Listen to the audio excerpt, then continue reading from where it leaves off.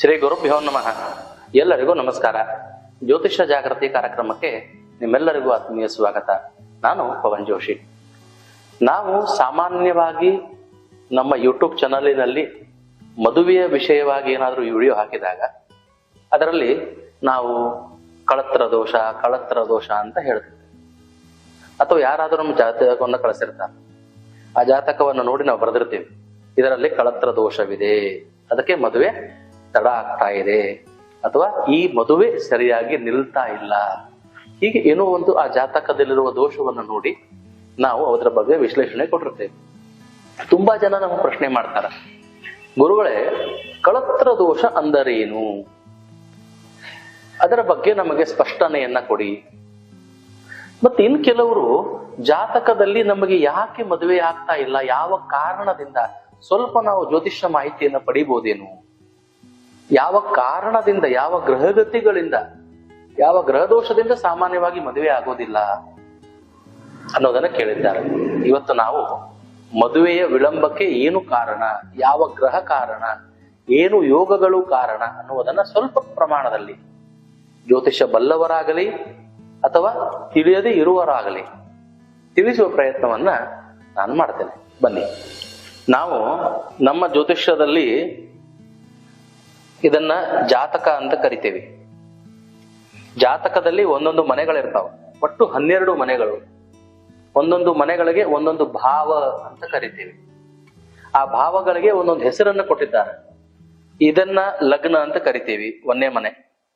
ತನು ಅಂತ ಕರಿತೀವಿ, ಆತ್ಮ ಅಂತ ಕರಿತೀವಿ, ಭೂಮಿ ಅಂತ ಕರಿತೀವಿ.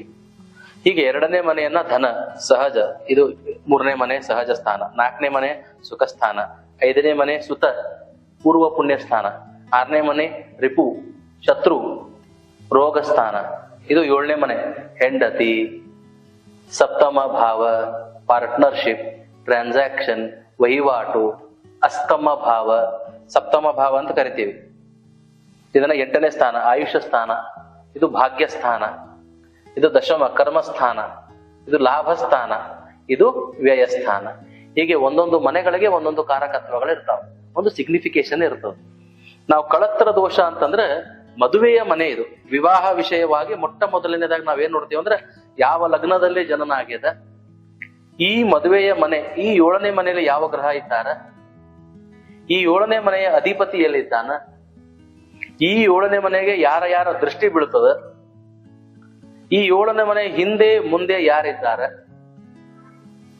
ಮತ್ತೆ ಕಳತ್ರ ಕಾರಕ ನಿಮ್ಗೆಲ್ಲ ಗೊತ್ತಿದೆ ಅಲ್ಲ, ಕಳತ್ರ ಕಾರಕ ಯಾರು? ಶುಕ್ರ.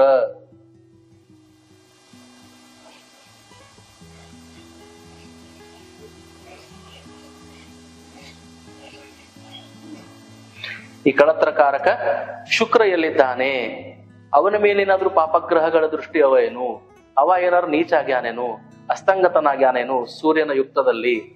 ಹೀಗೆ ಅನೇಕ ವಿವಾಹಕ್ಕೆ ಸಂಬಂಧಪಟ್ಟ ಈ 7ನೇ ಮನೆಯ ವಿಚಾರಕ್ಕೆ ನಾವು ಕಳತ್ರ ದೋಷ, ಸಪ್ತಮ ಭಾವ ಅರಿಷ್ಟ ದೋಷ, ಸಪ್ತಮಾರಿಷ್ಟ ದೋಷ, ಹೀಗೆ ಅನೇಕ ಹೆಸರುಗಳಿಂದ ಸಂಬೋಧನೆಯನ್ನು ಮಾಡ್ತೇವೆ. ಇಲ್ಲಿ ಯಾವ ಗ್ರಹಗಳಿಂದ, ಯಾವ ಜನ್ಮಾಂತರೀಯ ಪಾಪದಿಂದ ನಮಗೆ ವಿವಾಹನೇ ಆಗ್ತಾ ಇಲ್ಲ, ಅಥವಾ ಮದುವೆ ಆಗಿ ದಾಂಪತ್ಯ ಜೀವನದಲ್ಲಿ ಕಷ್ಟವಿದೆ, ಅಥವಾ ಮದುವೆ ಆಗಿದೆ ಗಂಡ ಹೆಂಡತಿ ಬೇರೆ ಆಗಿದ್ದೇವಿ, ಅಥವಾ ಹೆಂಡತಿನೋ ಗಂಡನು ತೀರಿ ಹೋಗಿದ್ದಾನೆ, ಹೀಗೆ ಮದುವೆಗೆ ಸಂಬಂಧಪಟ್ಟ ಅನೇಕ ಸಮಸ್ಯೆಗಳನ್ನ ಹೆಚ್ಚಾಗಿ ನಾವು ಈ ಮನೆಯಿಂದ ನೋಡ್ತೇವೆ. ಈ ಮನೆಗೆ ನಾವು ಕಳತ್ರ ಸ್ಥಾನ ಅಂತ ಕರಿತೇವೆ. ಈಗ ಜ್ಯೋತಿಷ್ಶಾಸ್ತ್ರಾನುಸಾರವಾಗಿ ಈ ಮನೆಯಲ್ಲಿ ಯಾವ ಗ್ರಹಗಳಿಂದ ಪೀಡೆ ಉಂಟಾಗಿರುತ್ತದೆಯೋ ಆ ಗ್ರಹಗಳನ್ನ ಪರಿಶೀಲಿಸಿ ನಮಗೆ ಏನು ದಶಾಭುಕ್ತಿ ನಡೆದಿರ್ತದ ಜಾತಕದಲ್ಲಿ, ನಾವು ಹುಟ್ಟಿದಾಗ ನಮ್ಮ ನಕ್ಷತ್ರದ ಅನುಸಾರವಾಗಿ ನಮಗೊಂದು ದಶ ಆರಂಭ ಆಗಿರ್ತದೆ. ಇಂತಿಷ್ಟು ವರ್ಷ ಒಂದೊಂದು ದಶ ಅಂತ ವಿಮಶೋತ್ತರಿಯ ದಶೆಯಲ್ಲೇ ನಿರ್ಣಯ ಆಗಿರ್ತದೆ. ಪರಾಶರರು ಹೇಳುವ ಪ್ರಕಾರ ಎಲ್ಲ ದಶೆಗಳಿಗಿಂತ ವಿಮಶೋತ್ತರಿ ಮತ್ತೆ ಅಷ್ಟೋತ್ತರಿ ಶ್ರೇಷ್ಠವಾದದ್ದು, ಅದರಲ್ಲಿಯೂ ವಿಮಶೋತ್ತರಿ ಬಹಳ ವಿಶೇಷವಾದದ್ದು. ಆ ವಿಮಶೋತ್ತರಿಯ ದಶಾಭುಕ್ತಿಯ ಅನುಸಾರವಾಗಿ ನಮಗೆ ಯಾವ ಗ್ರಹ ದಶಾ ನಡೆದದ, ಇಲ್ಲಿ ಸಪ್ತಮಾಧಿಪತಿ ಯಾರಿದ್ದಾರೆ, ನಮಗೆ ಮದುವೆಯ ಯೋಗವನ್ನ ಉಂಟು ಮಾಡಿಸಿ ಕೊಡುವ ಸೃಷ್ಟಿಸುವ ಗ್ರಹ ಯಾರು, ಇವೆಲ್ಲವನ್ನ ಒಂದ್ ಕಡೆ ಪರಿಶೀಲನೆ ಮಾಡಿ ದಶಾಭುಕ್ತಿಯನ್ನ ನೋಡಿ, ಆ ಜಾತಕನಿಗೆ ಮದುವೆ ಯೋಗ ಬಂದಿದೆ, ಜಾತಕನಿಗೆ ಮದುವೆ ಯೋಗ ಬಂದಿಲ್ಲ, ಅಥವಾ ಜಾತಕನಿಗೆ ಮದುವೆ ಯೋಗ ಹತ್ತಿರದಲ್ಲೇ ಬರಲಿದೆ.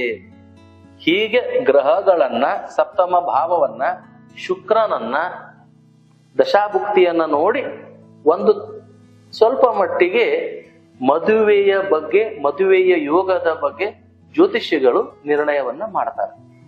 ಇದರ ಮಧ್ಯದಲ್ಲಿ ಏನಾದರೂ ದೋಷಗಳು ಕಂಡು ಬಂದರೆ, ಯಾವ ಗ್ರಹದಿಂದ ದೋಷ ಬಂದಿದೆ, ಆ ಗ್ರಹಗಳ ಕಾರಕತ್ವದ ದೇವತೆಗಳು, ಆರಾಧ್ಯ ದೇವತೆಗಳು ಅಥವಾ ಆ ಗ್ರಹಗಳ ಉಪಾಸನೆಯನ್ನ ಅವರದೇ ಆದ ವಿಧಿವಿಧಾನದಲ್ಲಿ ನಿಮಗೆ ಅವರು ಉಪದೇಶವನ್ನ ಮಾಡ್ತಾರೆ. ನನಗೆ ಮದುವೆ ಆಗಿಲ್ಲ ಗುರುಗಳೇ, ಕುಕ್ಕೆ ಸುಬ್ರಹ್ಮಣ್ಯಕ್ಕೆ ಹೋಗ್ಬಂದಿ. ಮದುವೆ ಆಗೋದಕ್ಕೂ ಕುಕ್ಕೆ ಸುಬ್ರಹ್ಮಣ್ಯಕ್ಕೂ ಸಂಬಂಧನೇ ಇಲ್ಲ. ಹಿಂಗೆ ಏನೇನೋ ಪರಿಹಾರಗಳನ್ನ ಮಾಡ್ತಾರ, ಅದಕ್ಕೆ ಸಂಬಂಧನೇ ಇರೋದಿಲ್ಲ. ಕುಕ್ಕೆ ಸುಬ್ರಹ್ಮಣ್ಯಕ್ಕೆ ನಿಮಗೆ ಮಕ್ಕಳಾಗಿಲ್ಲ ಅಂದ್ರೆ ಹೋಗ್ರಿ, ಆ ಭಗವಂತನ ಅನುಗ್ರಹದಿಂದ ನಿಮಗೆ ಶೀಘ್ರಮೇವ ಸಂತಾನ ಪ್ರಾಪ್ತಿ ಆಗ್ತದೆ.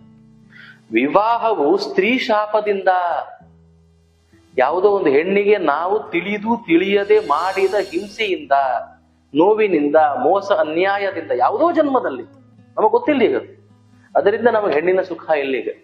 ಉದ್ಯೋಗ ಅದನು ಅದ, ಒಳ್ಳೆ ವಿದ್ಯಾಭ್ಯಾಸ ಅದನು ಅದ, ಮನೆ ಆಸ್ತಿ ಕಾರು ಬಂಗ್ಲೆ ಎಲ್ಲ ಅದನು ಎಲ್ಲ ಅದ, ಸಮಾಜದಲ್ಲಿ ಒಳ್ಳೆ ಹೆಸರದ, ಹೆಣ್ಣು ಕೊಡೋರು ಯಾರಿಲ್ಲ.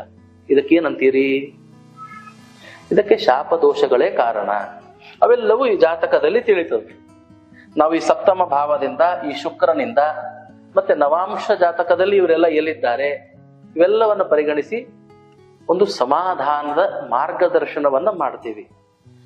ನಾವು ಜ್ಯೋತಿಷಿಗಳು ನಿಮಗೆ ಕೇವಲ ದಾರಿಯನ್ನ ತೋರಿಸ್ತೇವೆ, ಪರಿಹಾರ ನೀವೇ ಮಾಡ್ಕೋಬೇಕು.